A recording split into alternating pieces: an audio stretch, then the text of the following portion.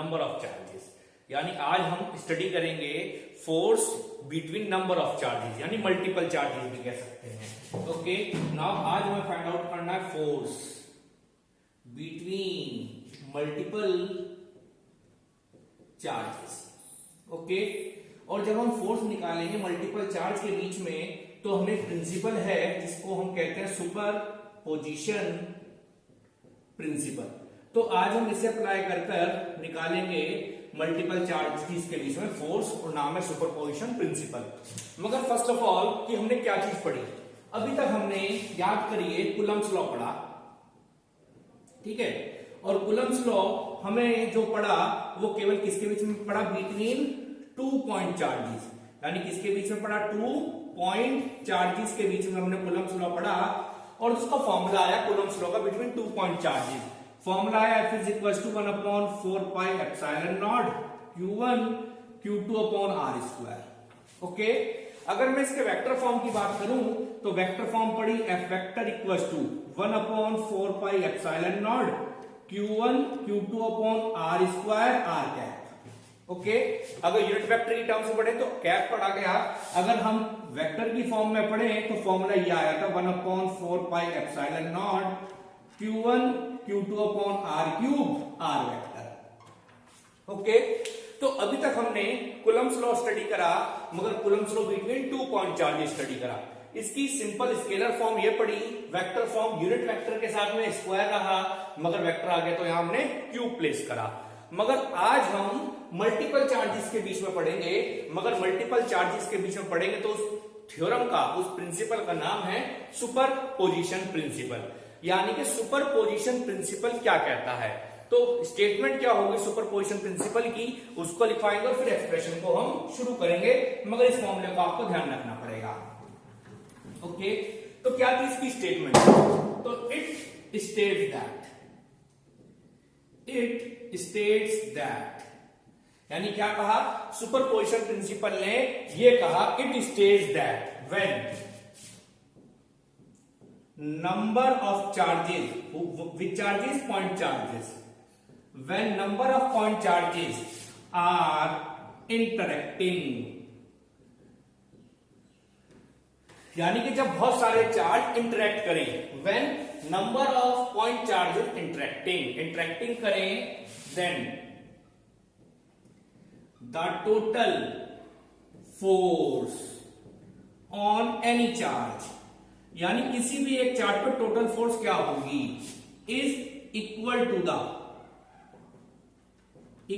The vector sum of, is equal to the vector sum of all the forces acting due to other charges.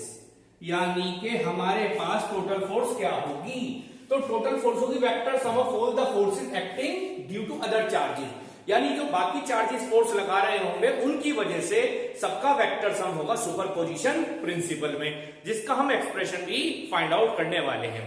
मगर उससे पहले हमने एक figure बनाई, मैंने कहा मेरे पास we have consider number of point charges. First is Q1 having a position vector R1,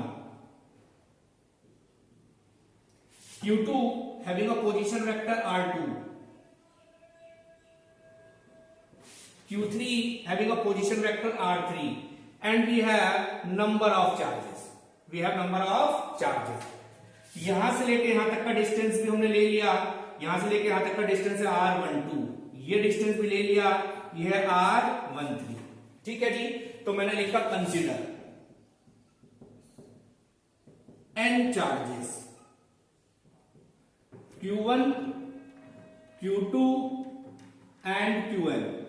ठीक है, कहां रखे हैं, placed in vacuum at position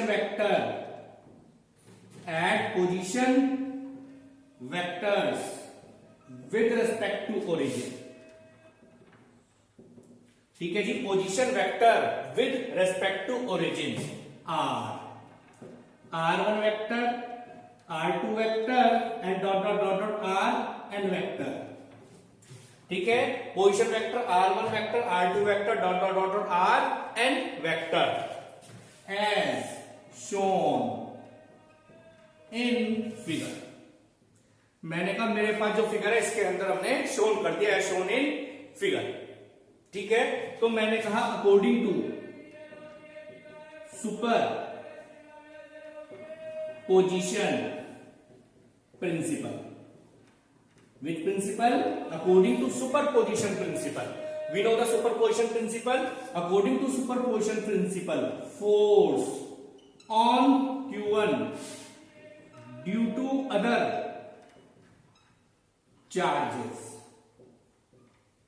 is, मैंने कहा Q1 पे फोर्स यानी F1, vector sum F12 plus F13 and जितने भी चार्जेस थे, नंबर ऑफ चार्जेस थे n, तो Fn F1 vector.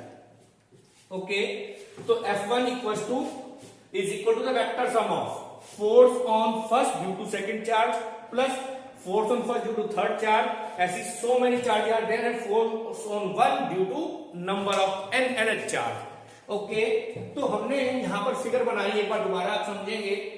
We have a charge Q1, Q2, Q3 and number of charges. मैंने कहा इसने इस पे फोर्स लगाई, ये वाली फोर्स का नाम दे दिया F12, इस वाली फोर्स का नाम दे दिया हमने F13, और बहुत सारे फोर्स होंगी मगर टोटल फोर्स क्या होगी, is equal to the vector sum of all the forces, जितनी भी उस पे और बाकी फोर्सेस एक्सर्ट हुए उन सबका वेक्टर सम। अब हम कैलकुलेट करेंगे सबकी वैल्यू और फिर हम एक्सप्रेशन निकालेंगे इसका।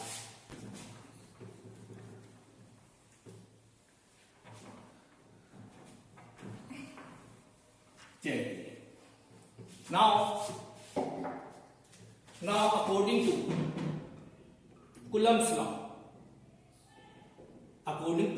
law for 2 point charge, जो हमने स्टार्टिंग में भी लिखवाया था, मैंने कहा यार Coulomb law between 2 point charge, vector form in vector form, अभी हमने वेक्टर फॉर्म में लिखा।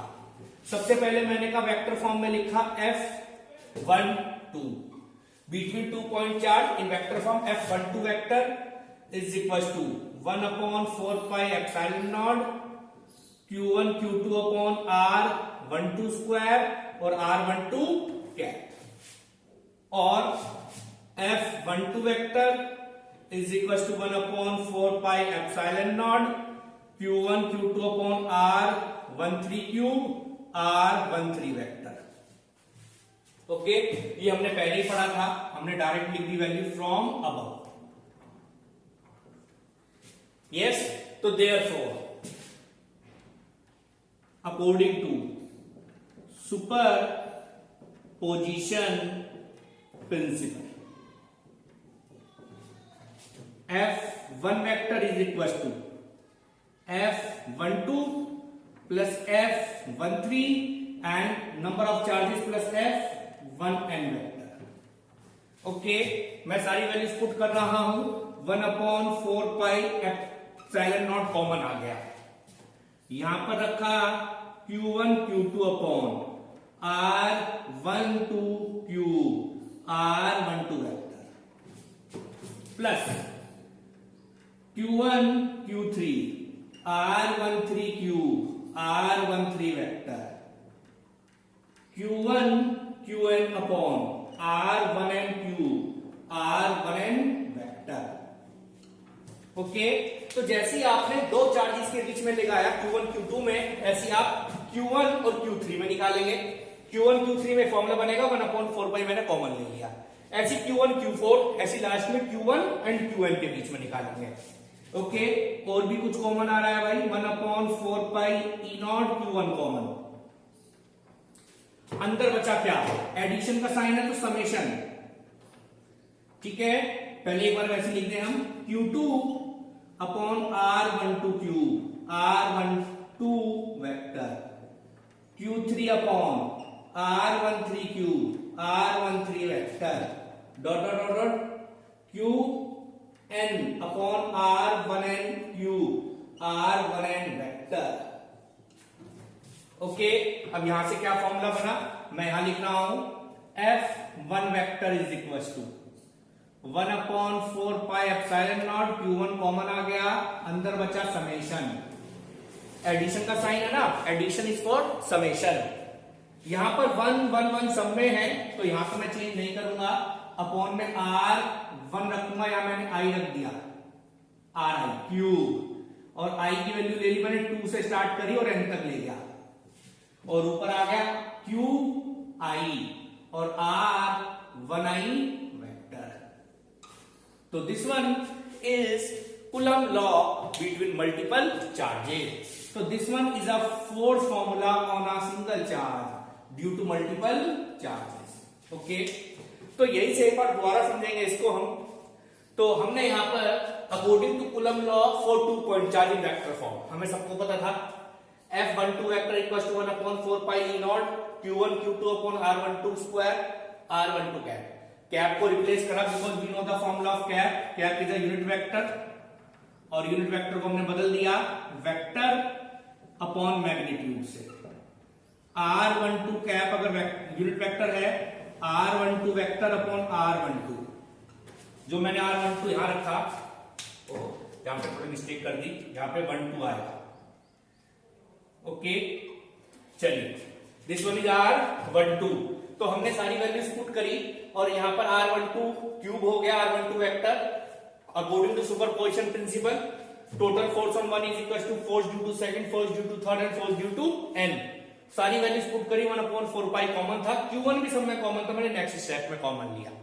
ओके तो यहां बचा R12, R13, R1n समेशन की फॉर्म में लिख दिया। मगर इसी को हम पोजीशन वेक्टर के टर्म्स में भी लिख सकते हैं। किस टर्म में? In terms of position vector. तो देखते हैं कैसे लिखेंगे भाई in terms of position vector. बहुत आसान है, in terms of position vector. चलिए किसी भी एक चीज के लिए मैं पोजीशन वेक्टर बना दूंगा। सबसे पहले यहां पर पोजीशन वेक्टर जो बना, जब ये फोर्स लगी होगी पहले वाली, तो मैंने कहा इन ट्राइंगल O, क्योंकि this is origin O2 1, O से 2 और 2 से 1, तो therefore R2 vector plus R12 vector is equal to R1 vector. तो what is the value of R12 vector? R1 vector minus R2 vector. अगर इसका magnitude निकालूं तो क्या निकलेगा?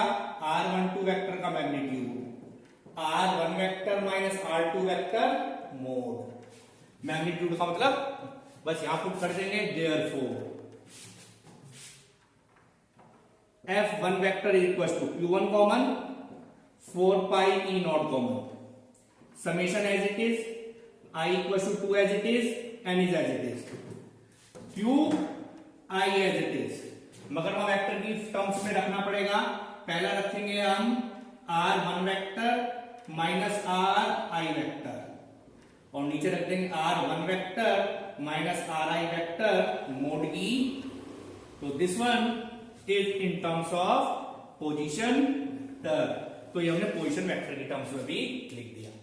तो this is Coulomb law between multiple charges. ये multiple charges के लिए हमने एक्सप्रेशन करा, मगर इस पर न्यूमेरिकल्स है जो बहुत इंपॉर्टेंट है, वही ज्यादातर एग्जाम में रहते हैं। मगर this one is a derivation which is based on Coulomb's law between multiple charges।